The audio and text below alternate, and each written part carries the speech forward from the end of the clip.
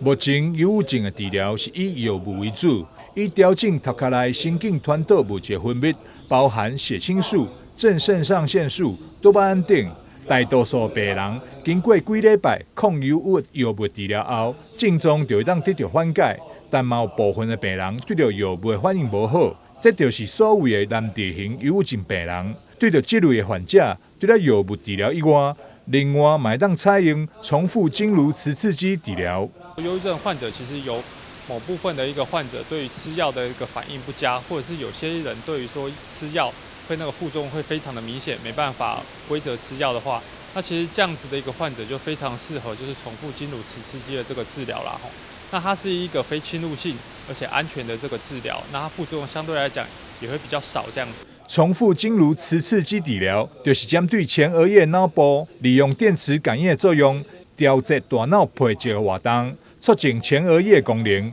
以改善忧郁症状。重复经颅磁刺激治疗的这个原理啊，其实是透过这个机器啊，刺激我们的大脑的前额叶这样子，那造成那个脑区的一个活化，那进而就是改善他这个忧郁的这个症状这样子。老医师提醒，忧郁症不只是单纯的心理问题，而是大脑破病啊，这是一种容易复发、容易变成慢性化疾病。而重复经颅磁刺激治疗作为一种非侵入性、安全而且有效果的治疗方式，不仅会当为难治型忧郁病人重拾生活希望，也提供忧郁症治疗另外一种选择。记者张世维采访报道。